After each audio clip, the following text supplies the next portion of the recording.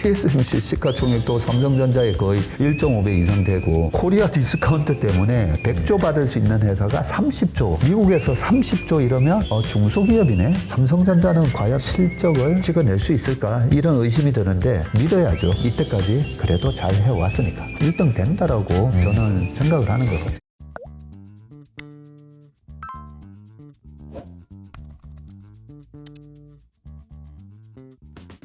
안녕하세요. 이호석입니다. 오늘은 박세익 전무님 모셨습니다. 안녕하세요. 안녕하세요. 네, 전무님 너무 오랜만에 뵙습니다. 잘 지내셨죠? 정신없이 지냈습니다. 처음에 저희가 한번 제가 방문도 드리고 그랬었는데 그동안에 많은 일들이 있으셨을 것 같아요. 어떻게 지내셨는지 좀 간단하게 저희 효치님들한테 오랜만이니까 인사 한번 좀 부탁드리겠습니다. 네, 우리 효천마을 여러분들 안녕하세요. 오랜만에 방문해서 죄송한데요. 그동안에 이 시장이 녹록지 않은 시장이었었잖아요.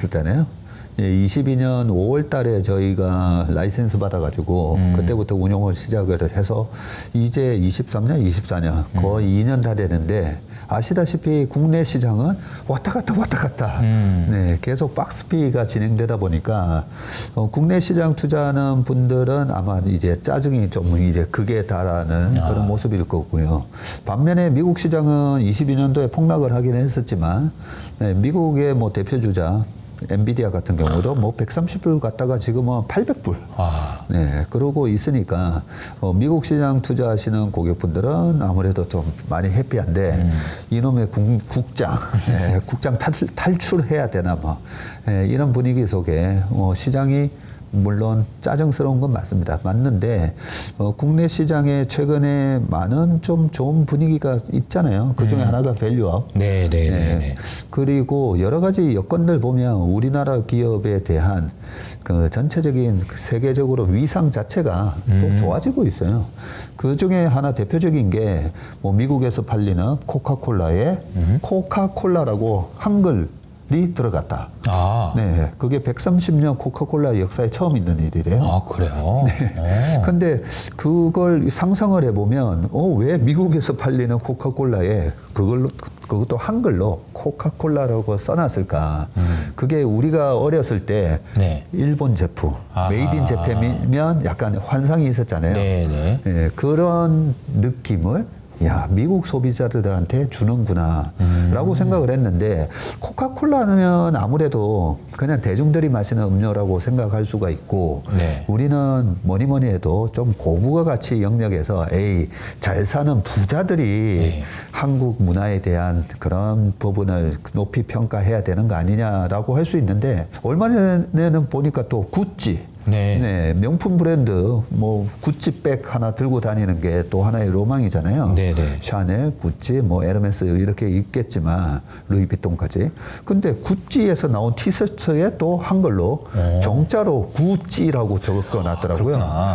구찌 하면 이 세계 뭐 3대 디자이너 뭐 이런 사람들이 가는 곳인데 맞아요. 거기다가 그것도 한글로 그냥 정자로 구찌라고 적어놓은 걸 보고 외국 사람들이 특히나 명품을 소비하는 부자들한테도 한국이라는 이미지가 굉장한 프리미엄을 이제 갖게 됐구나라는 거 보면요. 그러면 우리나라의 코스피에 있는 기업들의 그게 하나의 어떻게 보면 무형의 가치가 되잖아요. 그렇죠. 네, 그런 거 보면 저는 한국 시장이 여전히 뭐 2,650에서 왔다 갔다 하지만 이 무형의 가치가 주식 시장에 반영이 되면 주가가 한번 폭발하겠네. 뭐 이런 기대감이 있어서 지루하고 좀 짜증나기는 장이긴 하지만 굉장히 희망을 가지고 있어요. 네. 옛날에 뭐 한 10년 전 가까이 되는 것 같은데 그때 뵀을 때만 해도 그때 열심히 해보겠다 액티브 매니저들 되게 많았고 제 주변에 많았는데 다들 이제 전사한 것 같아요. 느낌이. 전사했다는 표현이 어쩔지 모르겠지만 뭐 저도 물론이지만 많은 분들이 힘들다. 더 이상 못하겠다. 그래서 패시브로 넘어가시기도 하시고 이렇게 했는데 보면은 전무님이 거의 라스트맨 아닌가. 라스트맨 스탠딩 있잖아요. 그러니까 지금 거의 마지막 수준까지 남아 계신 것 같다는 생각이 들어요. 좀 막 외롭진 않으신지. 실제로 20년 전에 KTV 자산에서 저랑 같이 운영을 했었던 후배 매니저가 모임 자리에서 그러는 거예요. 나는 세익이 형이 정말 존경스럽다. 그 매니저 후배도 나와서 전업 투자도 했었고요. 네. 국민연금에도 가 있었었고, 뭐 프랍 트레이딩도 하고 실력이 엄청나신 분이네요. 지금도 운용사를 차려서 하고 있는데 공모주 전용 약간 그런 운용사를 하고 있는데 아니 주식 시장에 들어가서 이 액티브 운용으로 돈을 벌 수 있다라고 저렇게 주장하면서 그 소신을 갖고 일하고 있는 세이기 형이 나는 제일 존경스럽다라고 얘기하는 거 보면서 그 친구가 되게 좀 시니컬한 친구거든요. 네, 네. 그래서 약간 형, 안 되는 시장에서 형, 그거 안 돼. 애쓴다, 뭐 이런 느낌인가요? 애쓴다. 네, 그런 느낌인 것 같기도 하고. 그런데, 최근에 그럴만한 게, 우리나라 10년 코스피의 연평균 수익률 했더니 2.5%밖에 안 나온다고 하잖아요. 근데 S&P 500은 뭐야? 뭐 8%에서 12% 네. 이렇게 나오니까 에이 봐봐 국장 안 되잖아라고 얘기할 수가 있는데 그거는 이게 결과론적인 거고 그렇죠. 제가 주식 시장에서 이제 30년 됐거든요. 와. 94년 8월 달에 입사를 했으니까요. 네. 근데 30년 동안에 살아남을 수 있었던 것 중에 하나의 그 큰 원칙이 있어요. 주식 시장을 바라볼 때 결국은 통계적인 평균치에 수렴한다는 거죠. 그걸 우리가 민 리버전이라고 하잖아요. 네네. 결국은 평균에 수렴한다라는 건데 그러면 코스피가 과거에는 그래도 8% 9%는 나왔단 말이죠. 연평균 수익률이. 그런데 최근 동안에 2.5%밖에 안 나왔다는 말은 이 평균에 수렴하려면 앞으로 1, 2년 안에 주가가 많이 올라야 돼요. 그러면서 저는 또 평균에 수렴한다고 보거든요. 그렇다면 에이 지금이 그렇게 주가가 오를 수 있는 여건인가라는 이제 또 질문을 하게 되는데 네. 최근에 외국인이 되게 많이 사죠. 그러니까요. 네, 최근에 외국인이 작년에 11조 5천억을 우리나라 코스피에서만 샀어요. 지금 이번에 2월달만 하더라도 한 7조 8천억을 코스피에서 사고 저는 선물까지 같이 보거든요. 선물까지 합쳐서 보면 12조 정도, 한 3조 더 샀어요, 선물에서. 네. 한 5조 되네요, 5조. 5조 정도를 샀고, 코스피에서는 한 5천억밖에 사지는 않았었지만, 외국인이 22년 7월 달 이후로 지금 우리나라 시장에서 주식을 매입한 선물까지 합치면 30조 가까이 돼요. 그러면 30조 가까운 매수를 한 때가 언제였는가? 2008년 금융위기 직후 2009년도에 그때 미국 시장 경기는 안 좋았어요. 실업률이 11%까지 올라가고 2009년 11월까지 경기 별로 안 좋았거든요. 그럼에도 불구하고 외국인이 우리나라 시장에서 거의 30조, 2010년도에 한 20조 이래서 하거든요. 그러면서 2009년, 10년, 11년 초까지 주가가 많이 올랐잖아요. 좀 장기적으로 보는 외국인은 우리나라 시장에 주식을 막 쓸어 담고 있어요. 네, 그러면 일단 장기적인 그 관점으로 보는 외국인의 매수세가 굉장히 강력하다라는 부분이 있고 두 번째는 제가 예전부터 우리나라 시장에서 가는 놈이 계속 간다. 네, 그리고 미국처럼 10년을 보고 투자해라. 이런 얘기 할 때마다 아닌데요. 우리 시장은 2년씩 끊어서 투자해야 된다. 네, 뭐 이런 얘기를 계속 했었잖아요. 맞아요. 그게 워낙 이제 이 자산운용 30년을 하다 보니까 생존 본능 같은 거죠. 생존 본능으로 알게 된 거죠. 그런데 실제적으로 우리나라의 EPS 동향을 보면요. 네네. 미국의 S&P 500의 EPS랑 달라요. EPS가 이렇게 추세를 갖고 이렇게 움직이는데 우리나라 EPS는 코스피 EPS는 이렇게 올랐다가 박살났다가 이렇게 올랐다가 박살났다가 지금 이렇게 올라오고 있어요. 그런 측면에서 우리나라 기업의 그런 이익 변동성이 좀 심할 뿐이지. 근데 실질적으로 장기적인 EPS 상승 추이는 뭐 미국의 기업하고 별 차이 없이 물가를 다 해치하면서 올라갑니다. 자, 올라가는데 가장 큰 문제가 제가 2년마다 또 끊어서 해야 되고 아무리 좋은 성장주도 그 기업의 성장의 가치와 그리고 그 기업의 주주 가치가 다르다는 얘기를 계속 했던 거죠. 그래서 우리가 투자하는 기업이 그 기업의 지배 구조를 잘 봐서 기업의 성장은 좋은데 이걸 갖다가 소액 주주들한테도 그 성장의 혜택이 나눠주는 그런 부분이 있는가. 그런 부분이었는데 우리 3년 전에 얘기할 때도 세이브 코스피. 네, 세이브 코스피 할 때 그 얘기 했었잖아요. 맞아요. 네, 그 기업의 성장성 믿고 들어갔더니 소액 주주들은 너 누구야? 그렇지. 아니 저도 한 주 행사할 수 있는 주주인데요 했더니 네가 왜 우리 회사의 파트너야? 이런 느낌이었잖아요. 맞아요. 그래서 많은 일들이 있었죠. 예, 이제는 더 이상 뭐 구체적인 사례는 들지 않겠지만 다 이제 아시니까. 맞아요. 그렇기 때문에 철저하게 우리나라 기업의 이 전체 코스피의 디스카운트 요인이 됐다. 이 코스피 디스카운트를 해결을 해야 되는데 그 해결을 하는 걸 솔직히 저희 같은 기관 투자가가 했어야 되는 일이에요. 네, 그런 측면에서 굉장히 기관 투자가로서 반성을 많이 하는데 지금도 기관으로서 뭐 가장 큰 형님 역할이 이제 국민연금이잖아요. 그래서 국민연금을 비롯한 그런 뭐 보험사, 은행을 비롯해서 이제는 이번 3월달에 주총이 있잖아요. 적극적으로 의결권 행사를 하셔야 됩니다. 네, 하셔야 되고 그런 부분들이 이번에 주총에서 분명히 좀 나타날 거라고 봅니다. 우리도 달라질 수가 있네. 예, 그런 부분이고 그래서 이 지배구조에 대한 부분은 이번에 정치권에서도 얘기를 하고 나왔던 거죠. 네, 그런 부분을 보면 이 코리아 디스카운트의 요인도 지금 해소를 해주려고 하고 있어요. 그런 측면에서 저는 약간 정부와 우리 기관 투자가와 약간 뭐 이렇게 싱크탱크처럼 모여서 야 우리 이렇게 밸류업 프로그램 할 건데 우리나라 국민연금을 비롯해서 밸류업이 될 거니까 이렇게 쌀 때 주식을 좀 많이 사자. 저는 그런 논의 정도 좀 있으면 좋지 않나 싶은데 그런 조짐은 없어요.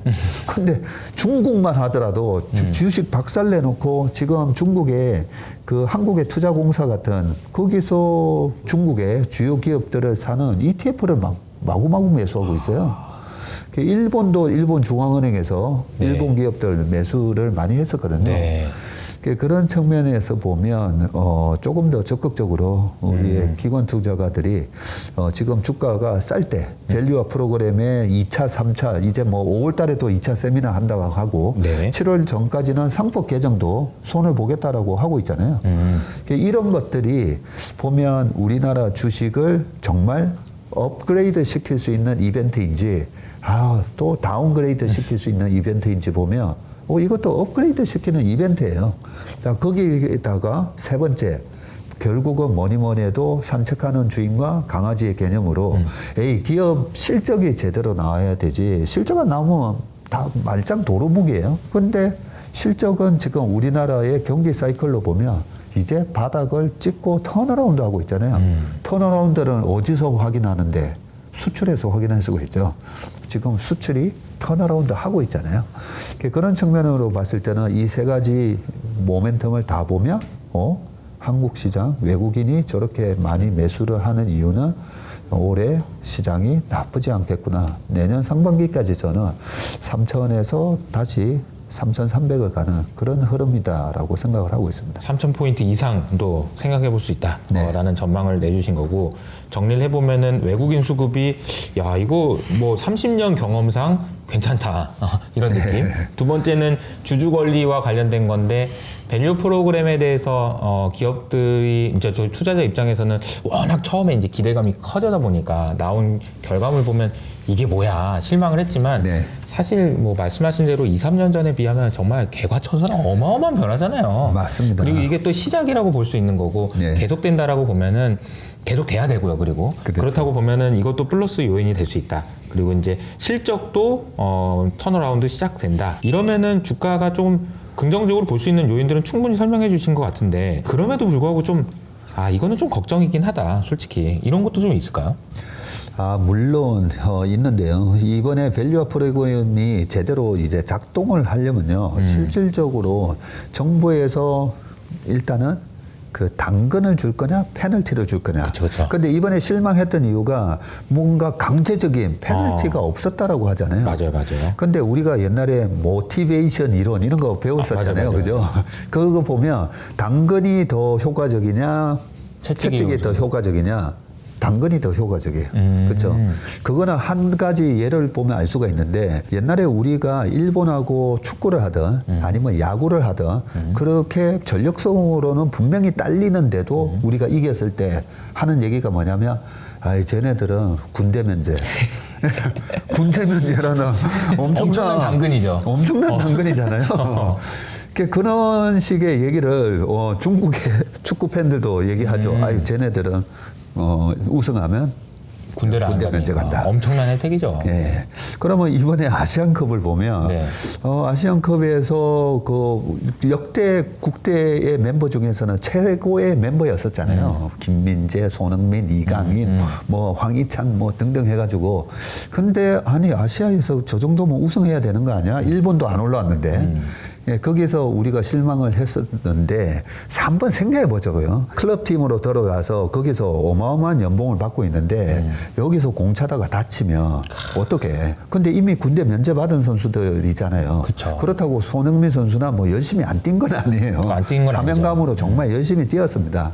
근데 축구는 11명이 하는 경기다 보니까 그런 면도 있고 감독님도 뭐 내가 잘려도 뭐 110억 받아가는데 굳이 뭐 약간 그런 것도 있었긴 했는데. 그러니까 동기부여가 좀 덜 된 느낌이에요, 그죠? 그렇죠. 예, 그게 약간 말이 샜는데 이걸 기업에 적용해 보면. 네, 그래서 밸류업이 되려면 이걸 갖다가 기업에 적용을 해야 됩니다. 당근을 줘야 돼요. 그런 측면에서 이번에 상법 개정에 있어서는 아마 채찍도 들어가고 또 세법 개정이 이루어지면 당근까지 같이 되지 않을까라는 생각이 들고요. 약간 채찍에 해당되는 거는 아무래도 뭐 제가 거의 뭐 5년 내내 얘기했던 상법 개정이 있어야 된다는 거죠. 이사회의 그 fiduciary duty라고 하잖아요. 선량한 관리자의 역할을 거기는 보면 이사회의 결정이 기업의 성장에 뭐 훼손하지 않으면 기업의 이익 추구를 위해서 해야 된다. 뭐라고 돼 있는데 기업의 이익을 추구를 위해서 주주 가치를 훼손해야 된다? 그러면 안 되는 거죠, 이제는. 네, 그런 측면에서 주주 가치가 훼손이 되면 분명히 미국처럼 될 수가 있어야 되거든요. 그러면 미국처럼 되는 게 뭔데? 최근에 가장 아주 명백한 그런 사례가 하나 있었어요. 앨런 머스크에 대한 소송도. 아, 맞아요. 그래서 되게 충격적이었어요. 네. 그 앨런 머스크가 2018년도에 어마어마한 스탁 옵션을 받을 수 있게끔 이사회가 결정을 해줬거든요. 1억 1천만 주에 해당되는 스탁 옵션을 매출이 얼마 그리고 시가총액이 얼마 가면 그 정도의 스탁 옵션을 부여할 수 있도록 해줬지만 그 이사회를 봤더니 앨런 머스크의 오랜 친구, 그 다음에 친척, 뭐 누구 해서 아니 이거는 사실 스탁 옵션을 주면 그 스탁 옵션이 기업의 비용으로 그렇죠. 되잖아요. 비용을 줘서 이 대주주한테 막대한 그것도 뭐 몇십조, 몇백조에 해당되는 그런 어마어마한 부를 안겨주는데 그 코스트가 어디서 발생하느냐? 그게 전부 다 기업의. 그러면 이 기업의 이익이 어디로 가야 되냐면 원래는 주주의 몫이잖아요. 그 주주에는 대주주, 소액주주, 미국은 가리지 않잖아요. 그러다 보니까 소액주주가 소송을 했던 거죠. 그리고 델라웨어 법원에서 소액주주 승. 그게 원래 미국의 자본주의의 문화고 그동안의 관습이에요. 근데 우리나라에서는 어쨌든 법전을 바탕으로 판결을 내릴 거니까 그런 규정이 없네. 이런 상황에서 이번에 법 개정이 있을 거다라는 부분이 있기 때문에 그게 하나의 약간은 채찍이 될 수가 있는데 그렇게 기업 가치와 소액주주의 가치를 연결시키면 기업의 시가총액도 늘어나고 다 좋습니다. 근데 대주주 입장에서는 이 시가총액이 높아지는 걸 원치 않았던 거죠. 그렇죠. 네, 시가총액 높아져 봐야 10조짜리 회사가 3조에 거래되면 나의 증여세, 상속세가 나중에 줄 때 증여를 덜 해도 되는 거죠. 덜 해줘도 되니까 기업의 실제 북밸류에 해당되는 10조만큼을 증여하게 되면 6조나 세금을 내야 되기 때문에 완전히 디스카운트 돼서 10조짜리가 3조에 거래가 되고 3조에서 60% 해봐야 6, 38, 1조 8천억만 세금 내면 되니까 그래서 대주주 입장에서는 주가가 올라가는 걸 하나도 원할 바가 못 되고요. 이번에 발표됐던 정부의 밸류업 프로그램을 보니까 무슨 지수를 개발해서 무슨 프리미엄 일본을 따라한 것 같아요. 예, 그런 지수를 개발해서 밸류업 프로그램을 잘하면 이 지수에 넣어줄게라고 하는데 대주주 입장에서는 주가가 올라가는 거 원치 않은데 그치. 그 지수 아니 우리 괜찮아요. 노 땡큐 하는 거죠. 그런 상황에서 이번에 그 대통령이 연초에 그때 슈카월드에 전석재 씨도 나오고 한 맞아요, 내용을 맞아요. 제가 가만히 들어보니까 이러한 부분에 있어서의 그 왜 우리가 디스카운트하고 대주주는 주가가 오르는 걸 원치 않는 이유를 꼬리를 타고 올라가 봤더니 아 이게 상속 증여세에 문제가 있구나 그런 것까지 아시더라고요. 맞아요. 그러니까 저도 아마 이 얘기 좀 전무님 나오셨으니까 조금 더 해봐도 네. 좋을 것 같은 게 슈카님이 그 질문을 했을 때 대통령이 딴 얘기를 한다, 동문서답한다라는 반응들이 많았는데 사실은 제가 봐도 저게 핵심이거든요. 그쵸. 근데 이게 건드리기가 좀 미묘한 게 네. 저 그러면 또 부자 감세 이 느낌이 딱 들어가지고 그렇긴 한데 말씀하신 대로 대주주가 그런 마음을 열지 않으면 네. 이거 말씀하신 대로 10조인데 그럼 5조 내가 돈 내야 되는데 생돈이 나가야 되는데 네. 이거 안 된다라는 생각을 바꾸지 않으면은 개선되기 좀 어렵잖아요. 막 네. 뭐 당근을 줬는데 나 그거 안 먹는 당근이야 이래버리면 의미 없는 거잖아요. 의미 없죠. 그래서 이게 부자 감세냐 아니냐 이 부분도 제가 명백하게 이제 솔루션을 말씀드리는 게 자. 그냥 이 회사의 청산 가치가 10조인데 네. 3조에 되잖아요. 네. 그러면 60% 세금을 계속 때리는 거예요. 근데 제대로 평가를 해서 10조로 거래가 되게끔 주가를 올린다면 10조짜리 회사가 10조가 거래되면 PBR 이제 1배 이상의 기업에 대해서는 증여상속세를 30%만 때리는 거예요. 그러면 30% 때리면 10조짜리를 30% 때리니까 3조예요. 그러면 10조짜리가 3조에 거래되면서 디스카운트 되면서 60% 받아봐야 1조 8천억인데 그죠? 네, 네. 10조짜리가 10조에 거래돼서 아니면 이게 밸류업이 더 돼서 PBR 1.5 받을 수 있잖아요. 그렇죠. 그러니까 뭐 15조에 거래되면 15조에 거래되는 거에서 30% 받으면 4조 5천억을 받게 되는 거예요.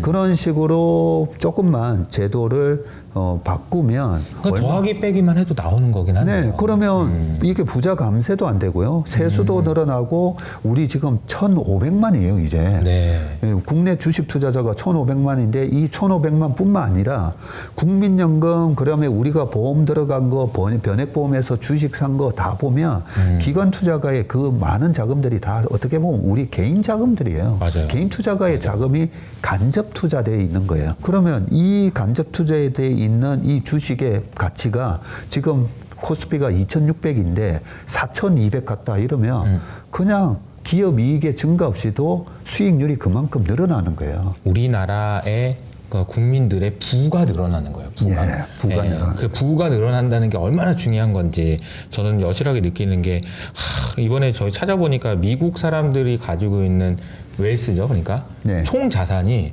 170조가 넘더라고요. 미국의 GDP가 28조가 됐어요, 이번에. 네, 예. 그러니까 이제 미국 GDP보다도 훨씬 더 많은 규모를 네. 미국 국민들이 가지고 있는 거죠. 근데 그게 170조 달러군요. 110조 달러, 170조 달러, 어마어마한 숫자인 거죠.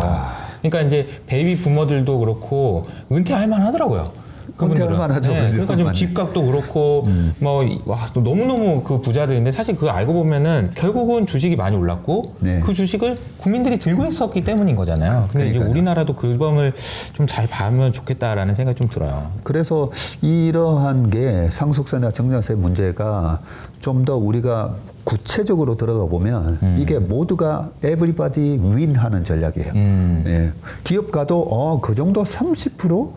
보통은 법인세도 그렇고 우리가 일반적인 양도 차익도 그렇고 한 20에서 30%는 내고 인컴 텍스 우리 맞아. 뭐 40%씩 내잖아요. 그런 거에 익숙해져 있기 때문에 또 증여 상속세를 60% 정도 내다가 30% 해줘? 그러면 기업의 시가총액 가치를 누르려고 하는 시도를. 누르려고 할 필요가 없어요. 왜 지금은 눌러놓느냐면 세금 적게 내고 그리고 2세한테 증여하고 2세가 또 3세한테 증여하고 하면서 그냥 월급 빼먹으면 되거든요. 그렇죠. 네, 월급을 두고 주고 빼먹으면 되니까 지금 이런 일들이 발생한 거거든요. 그러면 이게 기업의 경쟁력에서도 좀 차이가 나는 게 지금 엔비디아가 시가총액이 2조 달러 넘었잖아요. 2조 달러입니다. 야, 네. 2조 달러면 2,600조가 넘었어요. 네. 2,600조면 참 창피한 게 아니 코스피보다 코스피랑 코스닥 다 합쳐도 2,600조가 안 돼요. 그러면 엔비디아의 한 기업의 시가총액도 보다도 안 되잖아요. 그 나라의 대표 기업의 1등의 시가총액이 얼마야? 뭐 이랬는데 삼성전자 450조인데 얼마 전까지 도요타가 또 밑에 있었는데 네. 도요타 최근에 한 600조까지 올라왔어요. 네. 그리고 대만은 우리보다 인구도 적고 대만은 옛날에 우리가 그런 얘기했잖아요. 대만에는 대기업이 없고 전부 다 일본이나 미국 기업에 좀 약간 하청하는 역할을 한다. 폭스콘도 그랬고. 근데 지금 뭐예요? TSMC. 그렇죠. TSMC 시가총액도 삼성전자의 거의 1.5배 이상 되고 네, 그런 상황에서 시가총액 자체가 비즈니스 딜 할 때도 너네 회사 마켓캡이 얼마냐 이래 본다고요. 보는데 코리아 디스카운트 때문에 100조 받을 수 있는 회사가 30조 가서 명함 내밀면 미국에서 30조 이러면 중소기업이네 이런단 말이죠. 네, 그런 측면에서 우리의 산업의 경쟁력 가지기 위해서라도 이번에 밸류업 프로그램이 이렇게 저렇게 작동을 해야 되는데 저는 희망을 갖고 있습니다. 네, 잘 돼야만 한다라는 당위성도 있을 뿐만 아니라 방향성이 또 명확하기 때문에 이보다 뭐 더 안 좋아지겠어요? 뭐 이런 생각을 해보면 네. 기대감을 가져도 좋지 않을까라는 생각을 해볼 수 있을 것 같습니다. 전문님 오랜만에 나오셔가지고 주식시장에 대한 전반적인 이야기뿐만 아니라 밸류업이 나아가야 될 방향까지 얘기해 주신 것 같아서 저기 옆에 저기 있잖아요. 국회에 계신 분들이 이 영상을 꼭 보셨으면 좋겠다라는 생각을 좀 하게 되는 것 같습니다. 네. 조금 더 이제 구체적인 질문을 좀 들어가 보면 대표님 이제 오시기 전에 영상도 이렇게 찾아보니까 좀 좋게 보시는 종목들이 좀 확실하게 있으신 것 같더라고요. 저는 싸면 다 좋아합니다. 물론 이제 싼 주식이 더 싸질 주식도 있으니까 그런 네. 거는 조심해야 되지만 2022년 뭐 그때 페드가 금리를 올리면서 전 세계 주가가 박살났을 때도 이럴 때 핵심 우량 기업이 바겐세일 할 때 사셔야 됩니다. 네, 네. 다들 주식이 좋다 할 때 네. 그때 좀 칵테일 파티가 뭐 너무 무르익었을 때 그럴 때 사는 게 아니라 모두가 두려워할 때 핵심 우량 기업을 사면 됩니다라는 그런 말씀을 드렸었는데 미국의 핵심 우량 기업들 뭐 일본의 그리고 유럽의 핵심 우량 기업들 많이 올랐어요. 부담스러운데 다행인지 불행인지 우리나라 기업의 핵심 우량 기업은 이 신뢰가 좀 많이 없어져서 그런 것 같아요. 아하. 예, 신뢰가 좀 떨어져서 지금 많이 이탈을 하면서 여전히 좀 저평가돼 있다라고 보거든요. 그래서 우리나라의 1등 기업들, 뭐 반도체를 비롯해서 최근에는 네이버, 카카오도 오르는 듯 하다가 또 다시 약간 내려가더라고요. 뭐 또 네. 빠지고 있잖아요. 네이버도 20만 원 깨지고 있고 이러는데 그런 기업들이 우리가 보면 그 기업의 이익 사이클에 따라서 이렇게 올라가는 주식이 있고 한참 옆으로 기다가 한 방에 올라가는 주식이 있고 그 기업의 가치를 어떻게 반영하는가가 금리라든지 매크로 상황에 따라서도 다르게 이렇게 주가가 움직이거든요. 그런 측면으로 봤을 때는 삼성전자 굉장히 지지부진하지만 과거에 코로나 직후에 그때 빅7 종목이 올라갔을 때 그때도 삼성전자 6만 전자였어요. 네. 네, 지금은 8만 전자인가? 8만 원 근처만 가면 다시 밀리니까 그 레벨이 한 2만 원 올라오기는 했었는데 여기서 되게 짜증나고 지루한 구간을 지금 반복하고 있는데 삼성전자의 과거의 주가 사이클하고 삼성전자의 이 피어 그룹들 내 주가 사이클하고 보면 그래도 대충 예측이 돼요. 네, 그런 측면에서 일단 메모리 3사, 삼성전자, 하이닉스, 마이크론 테크놀로지 봤을 때 마이크론 테크놀로지가 21년도에 98불 고점을 찍었다가 지금 거의 고점 와 있어요. 그죠?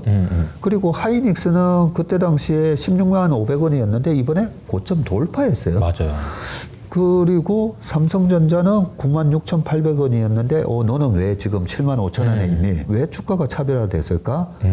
지금은 AI 반도체, AI 중에서 독보적인 생산 능력을 갖고 있는 엔비디아의 GPU가 일단 1등. 예, 그 영업이익률을 보면 되거든요. 네네. 영업이익률이 60-70% 나오는 어마어마한 지금 독점력을 갖고 있는 거죠. 물을 팔아도 그 정도 안 나오겠어요. 야, 진짜 물을 팔아도 그 정도 안 나오는데 그래서 얼마나 이제 독점력을 갖고 있느냐를 이렇게 피라미드로 생각해 보면 얘 아니면 안 돼라는 제품부터 지금 주가가 올란 거고요.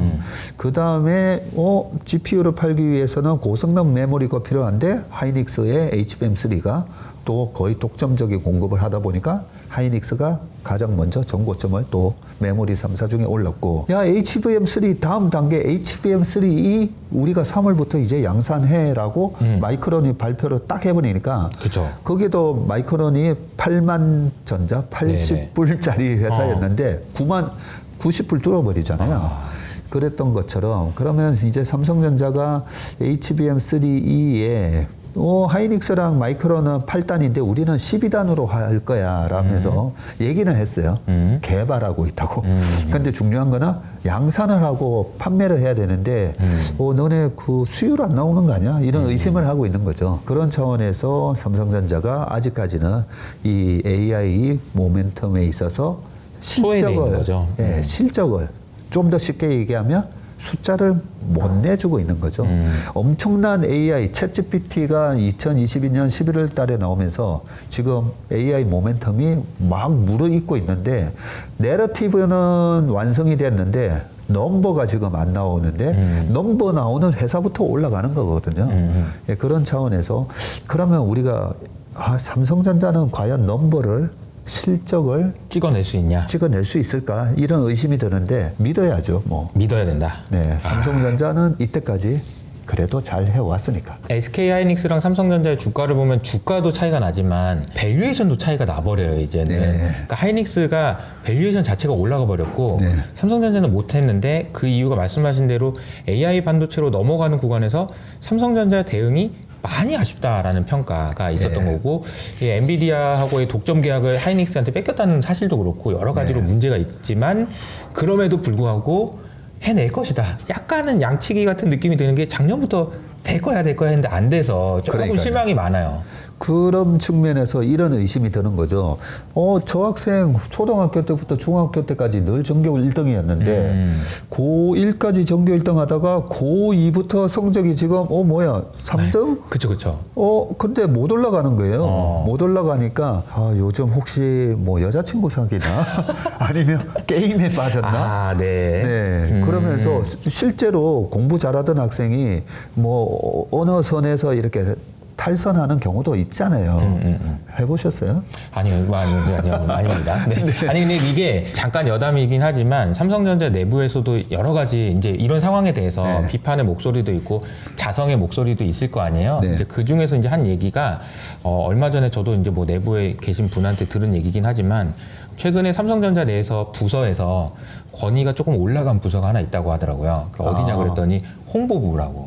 홍보부? 네, 그 지금 JY가 여기 이렇게 저렇게 하기 때문에, 해야 되기 때문에. 그러니까 이게 이제 단적인 얘긴 한데, 그러니까 그런 이제 여러 가지 뭐 자조 섞인 얘기나 좀 비판적이고 비관적인 이야기들이 많은 것들이 또 한편으로 영향을 줄 수도 있었지 않았을까, 이런 생각도 좀 들어요. 길거리에서 찌라시 하면서 점심 때 우리가 밥 먹으러 갈 때 여기 오세요 하면 우리가 안 가잖아요. 맞아요. 아니, 그 정도로 장사가 안 되나? 그러니까. 그래서 지금은 홍보부가 제일 바쁘다는 말이죠. 그러니까 해야 될 일이 많다는 거죠. 네. 자, 그런데 자, 삼성전자는 다시 전교 1등이 될 수 있느냐, 이 부분인데, 맞아요. 이 부분에 핵심이죠. 있어서 우리가 좀 냉정하게 하나씩 좀 따져보면, 저도 이제 축구하는 후배들 중에 삼성전자 다니는 후배들이 좀 있어서 매주 물어봐요. 매주. 네, 열심히 좀 해라 하면서 뒤통수도 좀 때리고 축구하러 나올 때가 아니야 하면서 그러는데, 그 후배한테서 중요한 얘기를 많이 들었어요. 자, 그 중에 하나가 뭐 내부자 정보와는 상관없이 자, 최근에 보면 미국에다가 반도체 공장 지으라고 하잖아요. 맞아요. 네. 근데 안 된다는 거예요. 대만이나 우리나라나 일본에 반도체 공장 짓는 거는 되는데, 왜냐하면 인력. 최근에 미국에다가 TSMC가 공장을 25년부터 가동하려고 했다가 연기했잖아요. 애리조나에 있는 거. 사람이 없어서. 그러니까요. 그리고 사람을 뽑는다고 해도 그 삼성전자 후배가 하는 얘기가, 우리는 바쁘면 반도체 사이클이 업턴해가지고 바빠지면 뭐 야간 근무, 교대 근무 한다는 거죠. 근데 미국의 노동자들한테 오늘 밤에 일해야 돼. 안 통하는 거지. 내일 새벽까지 야간 뭐 해야 된다. 뭐 이런 부분들이 그게 안 될 거다라는 얘기를 하고, 그런 측면에서 대만하고 일본에서는 그런 문화가 되어 있기 때문에 이 반도체를 지금 미국에서 바이든 정부 그리고 트럼프가 되면 또 트럼프도 계속 밀어붙일 거예요. 자국 내에서 미국 내에서 미국 내 리쇼링하게 만들고 프렌드 쇼링하게 만들면서 미국에다가 공장 지어할 건데 그러다가 반도체가 전부 다 저쪽으로 옮겨가는 거 아닌가 이럴 수가 있는데 안 된다. 안 된다. 그런 긍정적인 얘기를 또 해줬고요. 그거 말고도 뭐 이것저것 많은데 어쨌든 삼성전자가 HBM에서 2까지만 보더라도 삼성전자 하이닉스가 45%고 네. 나머지 마이크론을 비롯해서 10%였잖아요. 네, 맞아요. 에이, 그 시장이 작아서 그거 큰 돈 안 돼. 약간 방심했죠. 방심한 거죠. 예, 그런 측면에서 최근에 뭐 별동 부대 이런 것도 막 구성하고 예, 그래서 비상 경영이네요. 지금. 비상 경영 예, 정신 차렸습니다. 그렇다면 우리가 그 전교 1등 하는 학생이 자꾸만 딴 생각을 할까 봐 그런 건데 정신 차렸다는 거죠. 정신 차려서 뭐 그동안에 쭉 1등에 왔으니까 1등 된다라고 저는 생각을 하는 거죠. 근데 만약에 그런 상황이 발생한다면은 삼성전자 주가는 업사이드는 굉장히 클 수 있을 것 같아요. 그동안 눌려 있었던 것까지 같이 반영해야 되니까. 그래서 마이크론이 보여졌잖아요. 네. 3E 생산한다라고만 해도 네. 전고점까지 그냥 한 방에 와버렸어요. 그러니까 실질적으로 우리가 마이크론 테크놀로지하고 삼성전자 주가를 보면 거의 비슷해요. 96,800원 갔을 때 마이크론 98불 갔었고 떨어질 때 51,800원 갔을 때 마이크론은 40불 때까지 갔다가 지금 다시 90불 후반까지 왔기 때문에 삼성전자가 우리도 양산한다라는 얘기만 나오면 갈 수 있다고 보고요. 자, 그러면 그 양산에 대한 이 콜 테스트를 엔비디아는 과연 삼성전자 눈에도 콜 테스트 통과냐 패스냐 페일이냐 아하. 뭘 찍어줄까 네. 부분인데 지금 엔비디아가 이번에 실적 발표 때 이 얘기를 했어요. 매출 총이익률에서 HBM3가 쇼티지라서 이쪽이 가격이 계속 올라오고 있다는 거죠. 그런 부분이 HBM3랑 이렇게 모듈화 시켜가지고 이제 GPU 뭐 H100 이런 걸 내잖아요. 그런 부분에 있어서 이 HBM3의 가격이 계속 올라오는 게 우리의 이익을 좀 까먹을 거다. 엄청난 얘기를 해줬어요.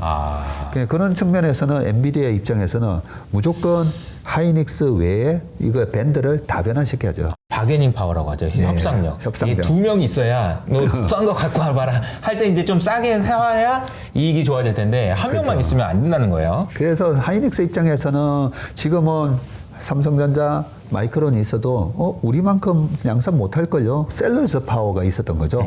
판매자가 더 갑의 위치에 있었는데 협상력을 키우기 위해서라도 삼성전자의 제품에 대해서 콜 테스트에서 저는 패스를 찍어준다고 보고 있습니다. 물론 안 되는 걸 된다라고 할 수는 없지만 또 두 번째는 저는 지나간 리포트를 잘 봐요.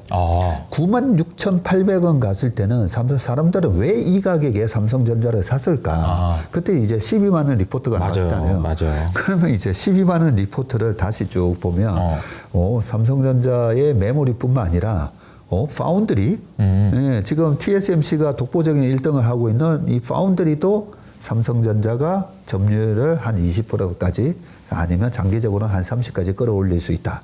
시스템 반도체 뭐 여러 가지 있잖아요. 보면 뭐 카메라 센스 같은 것도 있고 여러 가지 있습니다.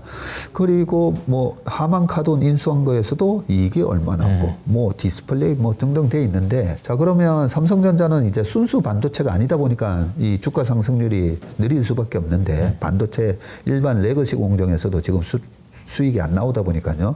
근데 나머지 보면 핸드폰 지금 갤럭시 S24가 25일 만에 1,000만 대 돌파. 역대 가장 뭐 빠른 속도 중에 하나로 잘 팔리고 있어요.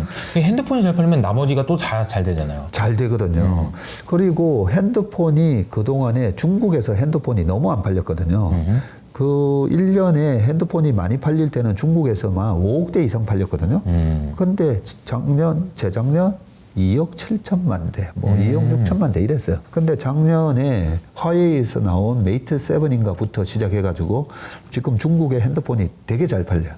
핸드폰이 다시 돌아서고 있고 예, 그런 측면에서는 삼성전자의 메모리가 이제 팔 수 있는 메모리에 크게 PC, 모바일, 서버 뭐 이런 거에서 일단 모바일 쪽이 그동안에 너무 공급 초과 상황이었는데 수요가 살아나고 있다는 거죠. 예, 그런 측면에서 삼성의 온 디바이스 AI가 처음 장착된 이 핸드폰도 잘 팔리고 있고 아무리 반도체가 잘 돼도 아유 핸드폰에서 계속 적자잖아 이러면 안 되잖아요. 그게 옛날에 LG전자가 그랬잖아요. 맞아요. 그러니까 그런 상황은 아니라는 거죠. 발목 잡는 비즈니스가 없다는 거죠. 디스플레이 잘 되고 있고 그 다음에 하나가 이 파운드리인데 이 부분은 우리가 좀 수학적으로 한번 계산을 해보면 네. TSMC가 전 세계 파운드리의 60%를 장악을 하고 있는데 네. 지금 시가총액이 거의 뭐 한 800조까지 올라왔죠. 그냥 좀 계산하기 쉽게 시가총액이 600조라고 보자고요. 얼마 전에 뭐 600조에서 올라왔으니까. 그러면 삼성전자의 파운드리가 점유율이 9몇 %까지 갔다가 최근에 11, 12 올라오고 있어요. 네. 그러면 파운드리 시장의 10%만 가져와도 시가총액이 60조는 또 플러스가 될 수 있다는 거죠. 그러면 450조에서 60조가 늘어나면 그것만 하더라도 15%로 주가가 올라가는 거예요. 그러면 8만 원, 7만 원 기준으로 15%만 올라가더라도 거기서 만 원 더 주가가 올라가는 부분이 있고 그죠? 자, 그런데 에이, 근데 파운드리는 넘사벽 아닙니까? 이럴 수가 있어요. 근데 기술적인 측면으로 보면 이제는 게이트 올라운드 기술로 3나노까지 이제 할 수 있다라는 선전 보고를 벌써 작년 가을에 했고 그럼에도 불구하고 에이 파운드리 시장은 쪼그라드는 시장이야 하면 안 되잖아요.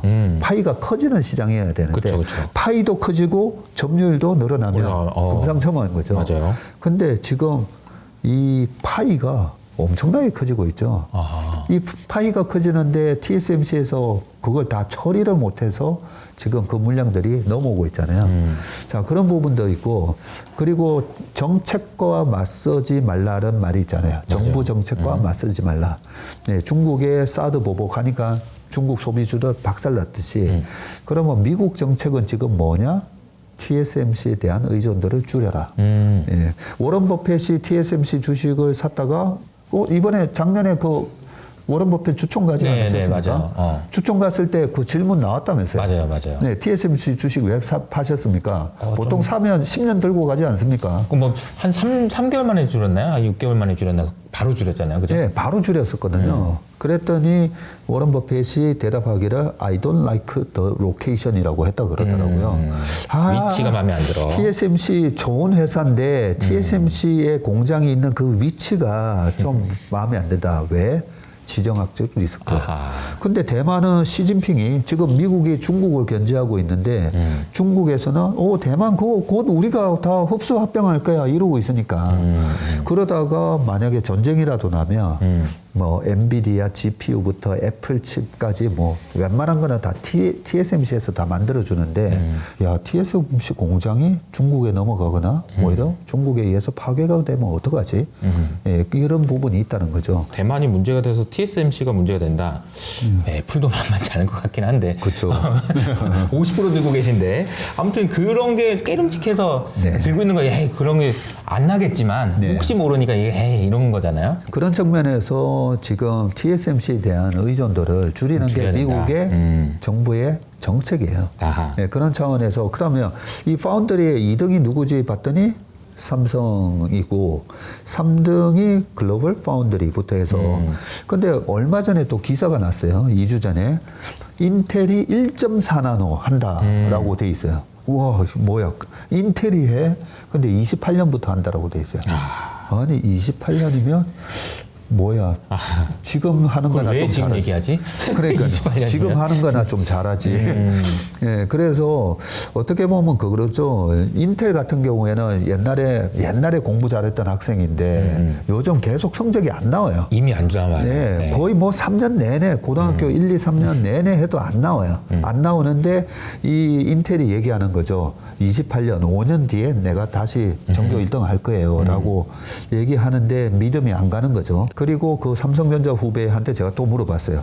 야, 인텔이 이렇게 얘기하는데 거기에 대해서는 어떻게 생각해? 했더니 인텔은 형님 CPU를 잘하는 회사지.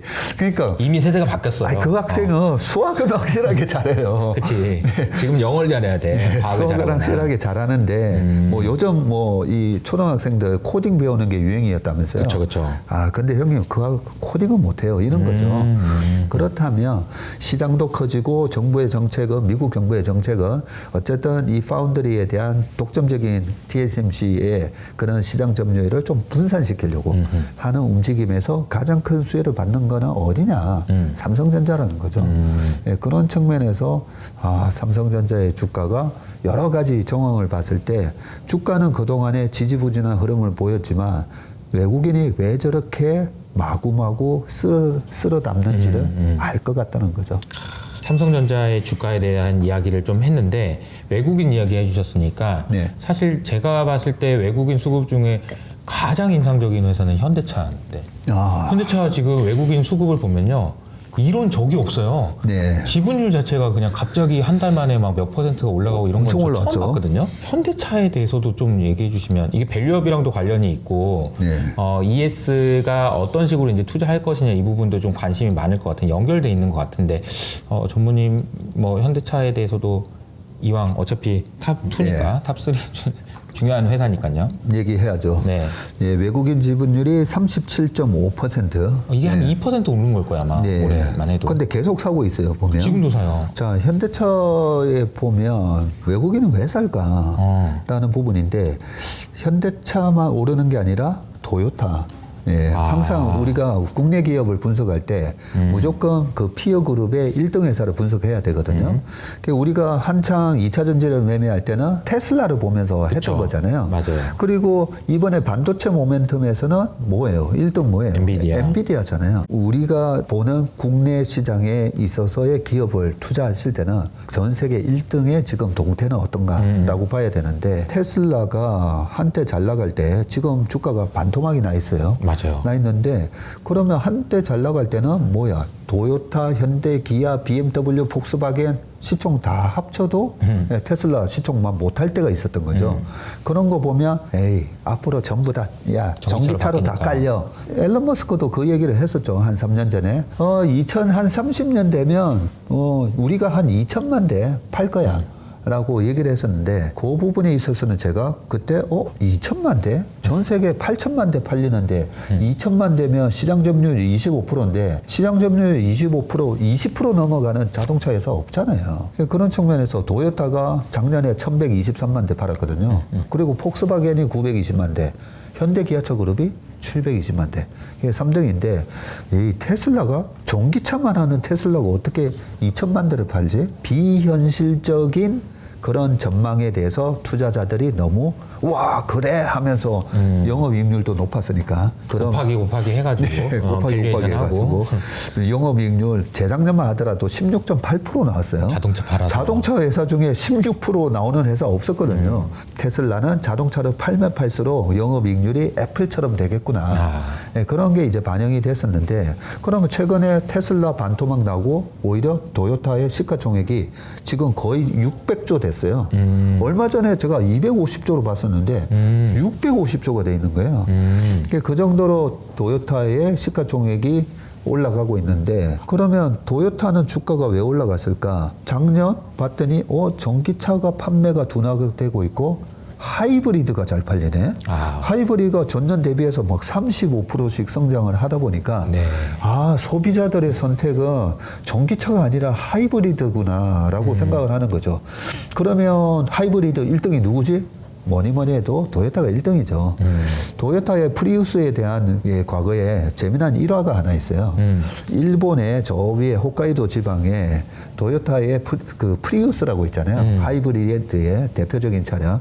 그 프리우스를 운전하는 그 운전자가 한 150km를 운전하고 어디를 갔다가 계기판에 여전히 기름이 많이 남아있는 걸로 나와 있어서 그 바디샵 가서 이 계기판이 잘못됐다고 내가 지금 100km 이상 달려왔는데 기름이 안 줄어들었다 했더니 그게 맞다. 연비가 한 27, 한 30km 나오니까 연비가 그런 일화가 있었을 정도로 이 도요타의 프리우스의 하이브리드 기술이 세계 거의 넘사벽이었던 거죠. 그런 부분에 있어서 우리 현대 기아차가 하이브리드 기술도 거의 뭐 잘 모르겠지만 도요타의 거의 10% 안짝까지 와 있다라고 봐지는데 그런 측면에서 하이브리드 차 현대 기아차 잘 팔고 있잖아요. 그리고 우리가 주식을 볼 때 ASP라고 하잖아요. 네. Average Sales Price라고 해서 평균 단가. 예, 평균 단가.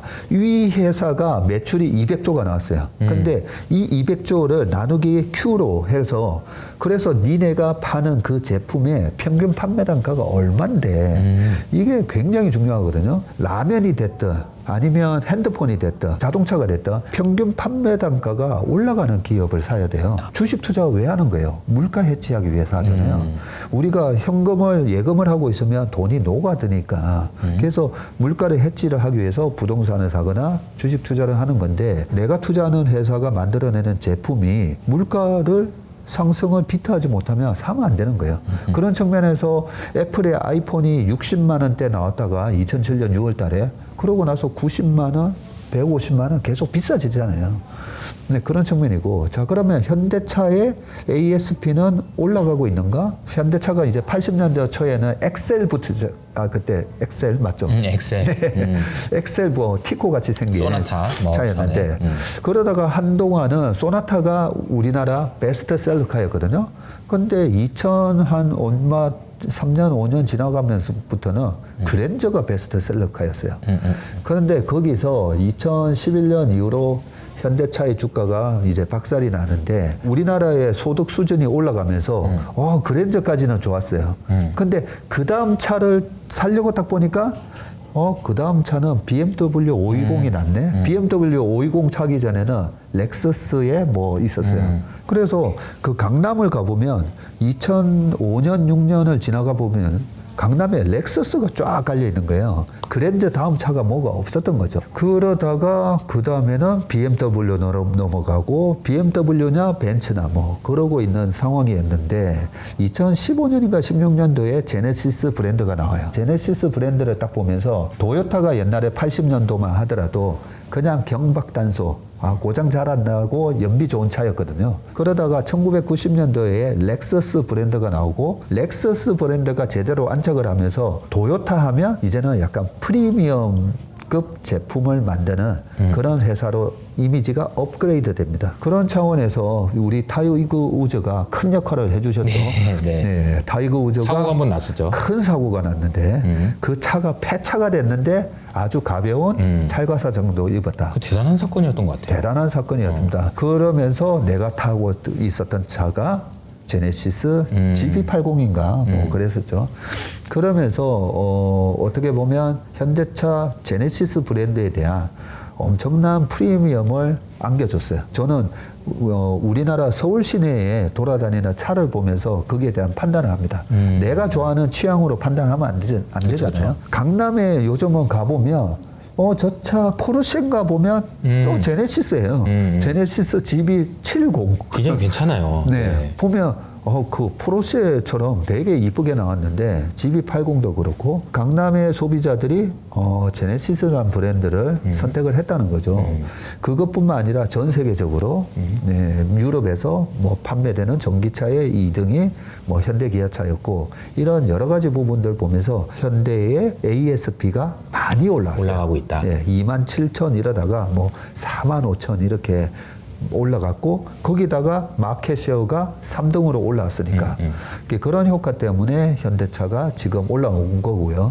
거기서 이제 외국인의 딱 하나 컨선이라고 하죠. 걱정은 한국 기업은 기업이 가치가 성장함에도 불구하고 주주한테 이거예요. 환원율이 낮은데 안 돌려주면 말짱 도루묵이잖아요. 그런 차원에서 최근에 정부의 밸류업 프로그램에 대해서 골드만삭스에서 바로 리포트가 나오더라고요. 한국의 밸류업 프로그램이 이런 내용을 담고 있다라고 하이라이트 된 내용이 딱 나오고 그게 벌써 1월 달에 나왔었거든요. 그렇게 나오고 또 하나 제시하면서 주요 종목들을 얘기를 하는데 그 중에 현대기아차가 있었던 거죠. 그래서 이번에 현대기아차 같은 경우에는 여기서 지금 주가가 약간 부담스러울 수는 있어요. 많이 올라왔으니까. 근데 밸류에이션으로 보면 여전히 PBR이 0.6대 있고요. 현대차 기준으로. 네. 예, PER도 뭐 5.5 뭐 그러니까요. 이러고 있어요. 그 올라오기 전에는 뭐 3배, 막 4배 이랬어요. 야. 3, 4년 있다 망한다고 보는 거지. 그거. 그러니까요. 너무 얼마 심한 거죠. 전에 하더라도 이게 PER이야, PBR이야. 그러니까 세 배? 이상한데? 근데 이제 최근에 주가가 올라가긴 했는데, 그래서 보니까 역사적 신고가 근처까지 와 있는 것 같더라고요. 그래서 여기서 만약에 올라가게 되면은 저도 좀 기대를 해봐도 되지 않을까 이런 생각도 좀 들긴 하더라고요. 역사적 신고가 얘기를 잘 해주셨는데 우리가 주식을 살 때는 보통 저희 회사에 찾아오신 분들이 대부분 하시는 얘기가 전문이 파는 게 너무 어려워요. 아하. 예, 올라갈 때도 너무 빨리 팔아먹어서 그죠? 올라갈 때 아쉽고. 올라가는 거 못 먹고 떨어질 때는 저기서 팔았어야 되는데 못 팔아서 아쉽고 그런 얘기를 많이 하시는데 그러면 현대 기아차 주가가 왜 과거에 2012년도에 고점을 치고 내려왔을까? 그걸 우리가 기억을 하셔야 돼요. 아하. 그러면 그때 두 가지 이벤트가 있었어요. 2009년, 10년, 11년만 하더라도 차화정 장세라고 해서 맞아요. 2009년부터 2011년까지는 자동차가 계속 주도주 역할을 했었어요. 맞아요. 그런데 왜 2013년부터 자빠졌을까? 예, 그 첫 번째 이벤트 중에 하나가 기업 가치 성장을 위한 제대로 된 이사회의 의사결정인가라는 부분에 있어서 삼성동 땅을 3조 가치로 나온 걸 10조에. 저걸 10조 5,500억을 주고 거기다가 기부 체납까지 해서 거의 한 12조에다가 그리고 공사가 빨리 안 되는 바람에 한 달에 300억인가 이자 어마어마한 돈이 나갔었거든요. 그때 기억나요. 그날 막 15% 빠지고 그랬어요. 그렇죠. 그러니까요. 그런 그 이벤트가 걸, 있었죠. 네, 그때 이벤트가 2014년인가요? 15년인가 뭐 그랬던 것 같은데. 네, 그게 이제 13년도에 13년인가? 그런 일이 네. 있었고요. 그게 맞습니다. 확정된 게 아마 14년인가 그런데 자 그런 아니. 테슬라는 주주를 위하는 거야? 뭐. 네, 그때 이미 테슬라 있었어요. 2009년도에 오바마가 당선되고 난 이후에 이 녹색 성장하면서 그때도 전기차 성장 얘기가 있었거든요. 어떻게 보면 저 돈으로 전기차 아니면 또 새로운 모델 개발에 힘을 썼어야 되는 거 아닌가 이런 의심을 하는 거죠. 과연 지금 저기 삼성동 땅을 사서 거기다가 뭐 백화점이니 그런 무슨 타운을 세우는 게 과연 맞는 건가? 네, 거기에 일단은 크게 기스가 간 사건이 있었고요. 그리고 두 번째는 굉장히 중요한 이슈가 하나 있어요. 엔화의 급락이었어요. 작년에 일본 여행 뭐 4번 가봤다, 5번 가봤다 이런 분들 많으셨는데 900엔까지 가니까 싸네 뭐 이런 느낌이 드는 거죠. 그런데 2007년도에는 그때 740엔까지 아마 떨어졌을 거예요. 740원입니다. 그러니까 100엔당 우리나라 돈으로 따지면 745원이었었는데 그게 2008년 금융위기를 겪으면서 금융위기를 겪게 되면 소위 말해서 세이프 헤븐이라고 해서 안전자산으로 달러를 사거나 엔화를 사게 되는 거죠. 그래서 740원이었던 엔화 가치가 1,500원까지 올라가요. 이 1,500원까지 올라갔던 엔화가 2012년까지 옆으로 쭉 기면서 그러면 현대기아차 입장에서 논하는 상황이 발생한 거죠. 왜냐하면 740원이라는 말은 도요타의 렉서스의 한 7,400만 원짜리 차가 1,500원이 되면서 1억 5천이 된 거예요. 가격 경쟁력에서 엄청난 우위를 우리가 갖게 되는 거죠. 네. 자, 그런 상황에서 현대기아차가 2009년도부터 2011년도 갈 때까지 북미 시장의 점유율이 4%대여서 8.9까지 올라갑니다. 예, 그렇게 마켓 쉐어를 늘리면서 당시에 차화정 장세가 펼쳐졌던 거거든요. 그런데 2012년도에 아베 정권이 들어서죠. 예, 아베 정권이 들어서고 아베 정권이 들어서면서 세 가지 화살이라고 해서 이 세 개의 화살을 통해서 일본 경제를 부흥시켜 주겠다. 재흥 전략을 쓰게 됩니다. 그 재흥 전략 중에 하나가 통화 정책이었어요. 돈을 풀어서 엔화 가치를 떨어뜨리겠다. 예, 그게 실제로 먹히기 시작했고요. 그러면서 2012년 하반기부터 원엔 환율이 급락을 합니다. 아. 예, 엔달러 환율도 급락을 하게 되면서 1,500원이었던 게 1,000원까지 떨어져요.